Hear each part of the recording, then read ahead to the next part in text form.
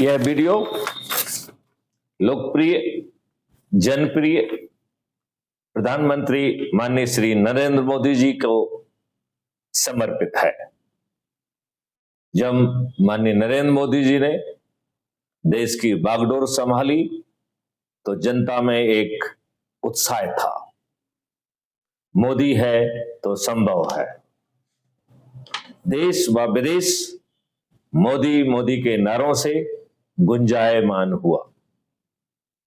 अब सवाल उठता है कि क्या माननीय नरेंद्र मोदी जी विभिन्न कसौटियों पर खरे उतरे? तो सबसे बड़ी कसौटी थी कि वोट पॉलिटिक्स के चलते हुए लगभग 55 ऐसे कानून बनाए गए जो संविधान के समानता के मूलभूत अधिकार के खिलाफ थे। माननीय नरेंद्र मोदी जी ने लोकसभा एवं राज्यसभा में पूर्ण बहुमत हासिल होने के बावजूद भी ऐसे नियमों को रिपील नहीं किया।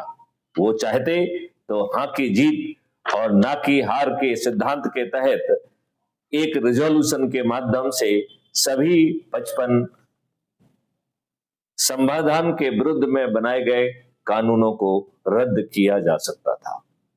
बर्सिप प्लेसेस एक्ट जैसा घटिया कानून जो मिस्टर नरसिम्हा राव तत्कालीन प्रधानमंत्री की लंगड़ी सरकार, जिसको पूर्णतः बहुमत नहीं था, कोalition की सरकार ने एक घटिया कानून बनाया जिसमें 15 अगस्त 1947 की स्थिति को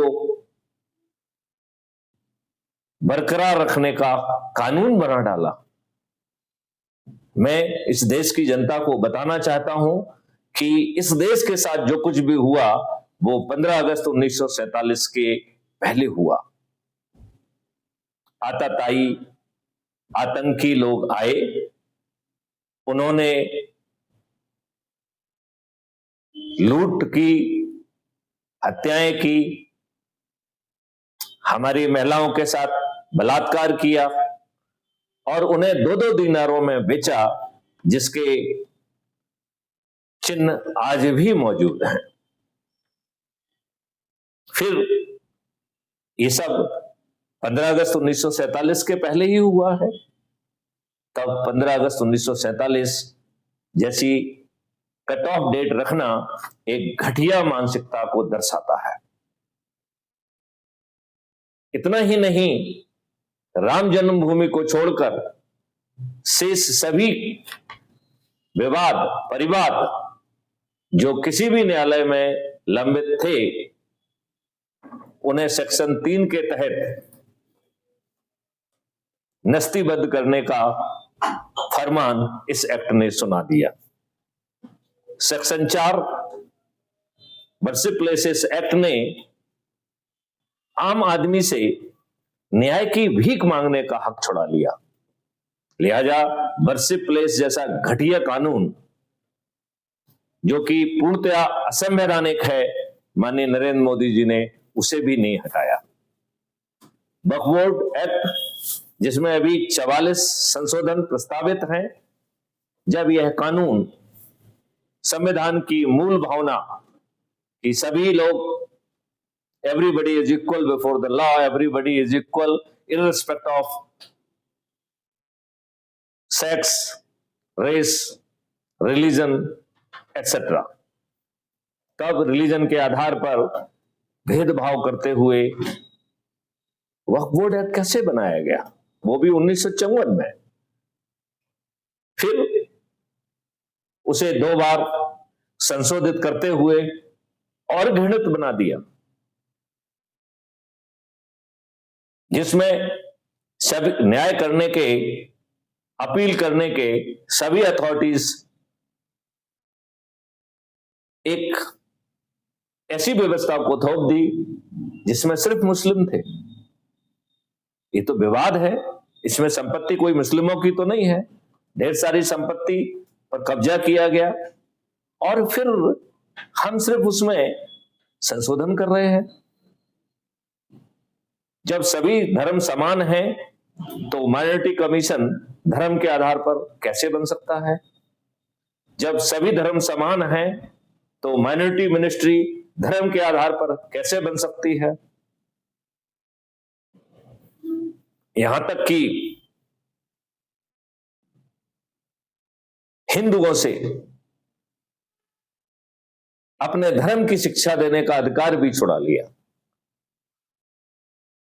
लिहाजा मुसलमानों को एक पूरा देश देने के बाद कम से कम शेष बचे हुए हिंदुस्तान में सभी जाति, सभी धर्म के लोग बराबर होना चाहिए थे।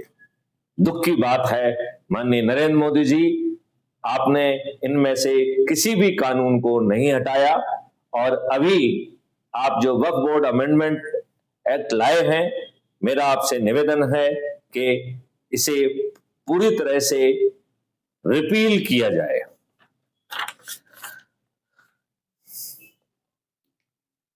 आज इसी वर्ष 3 नए कानून लाए गए।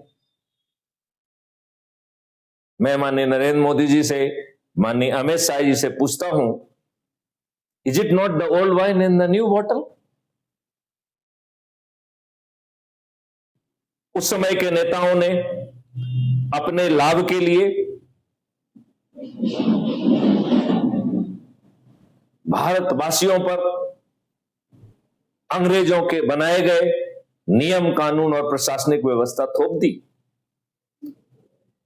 यह बहुत ही स्पष्ट उद्देश्य के लिए बनाई गई थी, जिससे भारतीयों में हीन भावना पैदा हो, उन्हें उत्पीड़ित किया जा सके, जहां भी संभव हो उन्हें अपमानित किया जा सके और प्रशासनिक व्यवस्था को, जजेस को असीमित पावर दे दिए गए और प्रक्रिया में उलझाकर न्याय को विलंबित करने का भी असीमित अधिकार व्यवस्था को दे दिया। आजादी के 77 साल बाद क्या हम कानून की आत्मा नहीं बदल सकते थे? क्या हम 5 सर्टेनिटी के तहत अपराध मुक्त और भ्रष्टाचार मुक्त भारत नहीं दे सकते थे? मैं माननीय नरेंद्र मोदी जी को अवगत कराना चाहूंगा कि 2017 को 5 सर्टेनिटी के साथ अपराध मुक्त, भ्रष्टाचार मुक्त भारत संभव है। यह प्रस्ताव भारत सरकार को बीपीआरएनडी होम विभाग के माध्यम से भेजा गया था। 2018 में मैंने आपसे, माननीय अमित शाह जी से डीओ लेटर लिखकर प्रेजेंटेशन की कॉपी भेजते हुए समय मांगा था। क्या अपराध मुक्त भारत और भ्रष्टाचार मुक्त भारत के लिए आपके पास 15 मिनट का समय नहीं था? 2019 में इसे national police mission for crime free Bharat को रिकॉग्नाइज किया गया। इसे माइक्रो मिशन 06 के तहत मान्यता दी गई और तब से मैं ही इस मिशन का नोडल ऑफिसर हूं।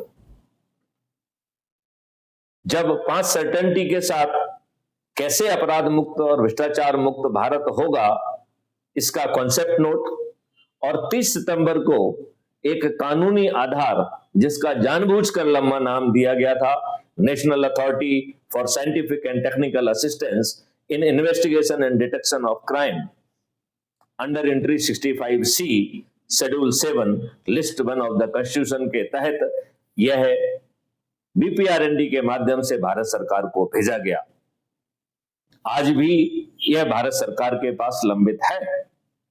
लिहाजा भारत सरकार के पास कॉन्सेप्ट भी था, कानूनी आधार भी था। उसकी आत्मा यदि इन 3 नियम कानूनों को सौंप दी जाती तो इस देश का भला होता। मुझे यह कहने में कोई संकोच नहीं है कि सभी राजनीतिक पार्टियां एक ही थैले के चट्टे बट्टे हैं। इन राजनीतिक पार्टियों ने जाति के आधार पर, धर्म के आधार पर, संप्रदाय के आधार पर, संकीर्ण राजनीति के आधार पर उम्मीदवारों को टिकट देने की कोशिश की और एक विनेबिलिटी का घटिया सा पैमाना बनाया, जिसके तहत यदि कोई दुष्ट है तो विनेबल है, यदि कोई अपराधी है, कोई बाहुबली है, कोई गुंडा है तो विनेबल है, यदि कोई धनबली है तो वो विनेबल है। सभी राजनीतिक पार्टियों ने एक जैसे हथकंडे अपनाए, फ्रीबी बांटने के, दारू बांटने के, साड़ी बांटने के, पैसे बांटने के, मुर्गे बांटने के, और इन्हें बांटने के तरह तरह के एक कॉन्सेप्ट निकाले। उन पर अभी हम चर्चा नहीं करेंगे, लेकिन इस तरीके से गरीब व्यक्तियों के वोट को खरीदा गया। दुर्भाग्य की बात है कि जिनके वोट से हमारे राजनेता एमएलए और एमपी बने, उनको वो रिप्रेजेंट नहीं करते हैं। यह सभी पार्टी विप से बंधे हुए अत्यंत ही मजबूर प्राणी हैं। अब सवाल उठता है कि क्या आज हमारे राजनेता की सोच, चिंतन और क्षमता एक अच्छा देश देने की है? मेरा मानना है बिल्कुल नहीं। तब विकल्प क्या है? मैं माननीय नरेंद्र मोदी जी आपसे प्रार्थना करना चाहता हूं, बहुत आसान विकल्प है। यदि आप 21 महालक्ष्यों, 5 मौलिक अधिकारों के सहित यदि आप स्वीकृति प्रदान करेंगे, तो मैं आपको गारंटी देता हूं कि आपको अपने देशवासियों से टैक्स नहीं लेना होगा।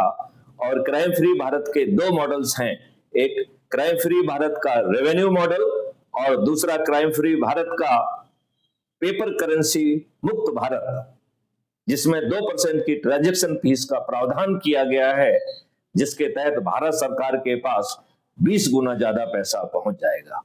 मेरी प्रार्थना है कि इसे आप स्वीकार करें और 2025 में सभी तरीके के टैक्स को 50% कर दिया जाए, 2026 में 25%, 2027 में 15%, 2028 में 5% और 2029 में इस देश को पूरी तरह से टैक्स मुक्त किया जा सकता है।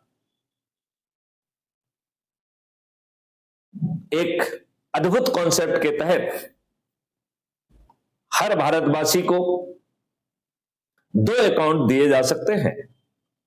एक आज का जो सेविंग अकाउंट, जिसे हम नए नाम अर्निंग अकाउंट के नाम से जानना चाहेंगे। दूसरा एक कल्पवृक्ष अकाउंट, जिसमें जब किसी भी व्यक्ति के अर्निंग अकाउंट में पैसा नहीं है तो कल्पवृक्ष अकाउंट से बिना मांगे पैसा पहुंच जाएगा। यह 5 मौलिक अधिकारों के लिए होगा। रोजगार का मौलिक अधिकार, शिक्षा का मौलिक अधिकार, स्वास्थ्य का मौलिक अधिकार, भोजन का मौलिक अधिकार, प्रॉस्पेरिटी और खुशहाली का मौलिक अधिकार। जी हां, खुशहाली का मौलिक अधिकार, आपने बिल्कुल सही सुना है। इन पांचों मौलिक अधिकारों को जमीन पर उतारने के लिए भारत सरकार के खजाने से 1 पैसे की आवश्यकता नहीं होगी। इसके लिए ढेर सारी राष्ट्रीय संपदाओं का निर्माण किया जाएगा। राष्ट्रीय संपदाओं के लिए आवश्यक धन, proficient well trained human resource और भूमि के लिए व्यवस्था पृथक से कर दी गई है। इसके लिए भारत सरकार के खजाने पर 1 पैसे का बोझ नहीं आएगा। आप मुझे अवसर देंगे तो मैं इसे विस्तार से समझा सकूंगा। मैं माननीय नरेंद्र मोदी जी से प्रार्थना करना चाहता हूं, अब समय आ गया है कि सभी राजनीतिक पार्टियों के लोग अपने पार्टी दृष्टिकोण से ऊपर उठें, देश के बारे में सोचें।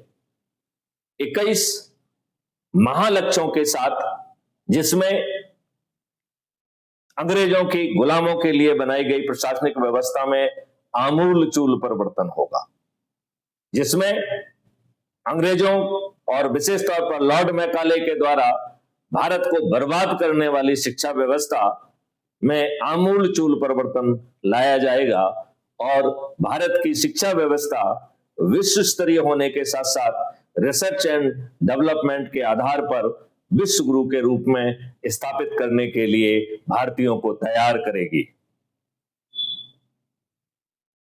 5 सर्टेनिटी के साथ नियम, कानून और न्यायिक व्यवस्था में आवश्यक परिवर्तन करते हुए बिना थाने जाए एफआईआर दर्ज होगी। झूठी एफआईआर दर्ज कराने वाले, झूठी गवाही देने वाले, झूठे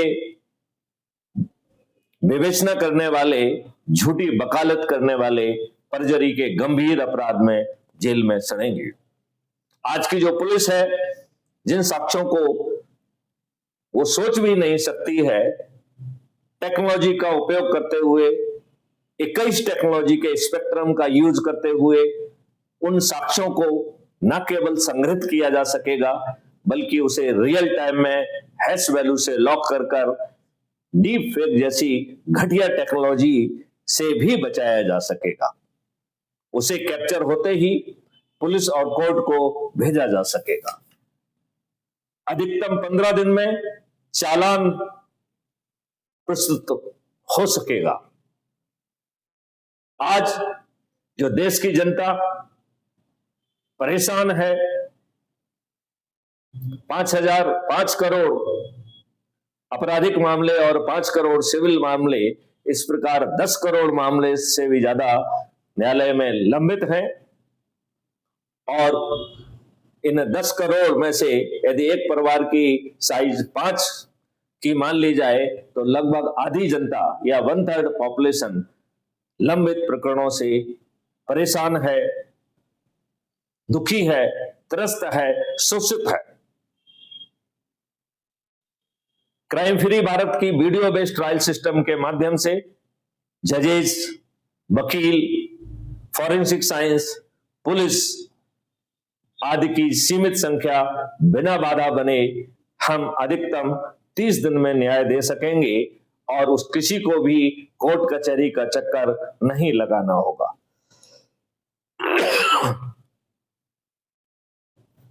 इक्कीस टेक्नोलॉजीज के उपयोग से एक डिजिटल चित्रगुप्त का निर्माण किया जाएगा और 5 साल के अंदर भारत की पुलिस, भारत की व्यवस्था इस स्थिति में पहुंच जाएगी कि 99% एक्यूरेसी से वह यह अनुमान लगा सकेगी कि अपराधी अब अपराध करने के लिए निकल रहा है, उसके साथ कौन है, उसके साथ क्या घातक हथियार है, वो किस वाहन में जा रहा है, किस रास्ते का उपयोग करेगा और कौन उसके अपराध का टारगेट होगा। 99% एक्यूरेसी से अपराधियों को अपराध करने के पहले गिरफ्तार किया जा सकेगा। चूंकि आज अपराधी ये महसूस करता है कि बाहर की व्यवस्था ज्यादा खराब है, जेल उसे बेहतर लगती है, जिसमें सुरक्षा भी है, छत भी है, भोजन भी है, योगा भी है, टीवी भी है। लिहाजा यदि हम अपराधियों का रिहैबिलिटेशन नहीं करेंगे तो पेट पालने के लिए आज जो खर्चे वकीलों के चक्कर में, पुलिस के चक्कर में और ढेर सारी जो है ना अनवांटेड व्यवस्था के तहत अपराधियों को करना होते हैं और उन खर्चों के लिए उसे अपराध करना होता है। लिहाजा आज व्यवस्था अपराधियों को अपराध करने के लिए मजबूर कर रही है। लिहाजा 5वीं सर्टेनिटी के तहत सभी अपराधियों को रिहैबिलिटेट कर दिया जाएगा। भारत में एक भी ऐसा व्यक्ति नहीं होगा जो रिहैबिलिटेट नहीं होगा। और इसी सिद्धांत के तहत फिर 5 फंडामेंटल राइट्स का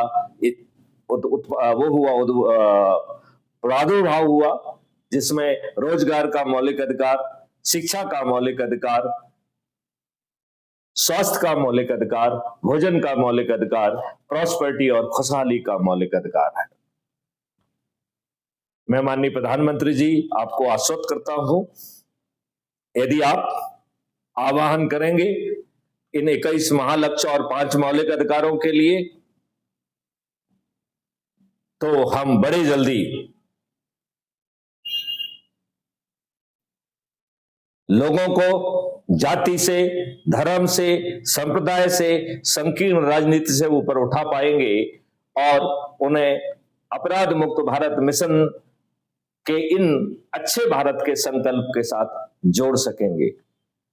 हम मात्र 9 दिन में 100 करोड़ हो सकेंगे और ये 100 करोड़ लोग संकल्प लेंगे, शपथ लेंगे अच्छे भारत के लिए, जिससे आपका हाथ मजबूत होगा। यदि आप टैक्स मुक्त, कर्ज मुक्त, 21 महालक्ष्य और 5 मौलिक अधिकारों की व्यवस्था देंगे तो आप 240 से 500 पार कर जाएंगे। मैं इस मौके पर माननीय प्रधानमंत्री जी आपसे अनुरोध करता हूं कि जब तक कोई बहुत उचित कारण नहीं है, तब तक देश को इन 21 महालक्ष्य और 5 मौलिक अधिकारों से वंचित रखना पूरी तरह से गैर इंसाफी है। मैं तो इसे देशद्रोही भी कहने में संकोच नहीं करता हूं। मैं अपने उद्बोधन को विराम देता हूं। मैं आपसे विभिन्न विषयों पर, 21 महालक्ष्यों पर प्रतिदिन चर्चा जारी रखूंगा। जय हिंद, जय भारत, वंदे मातरम, जय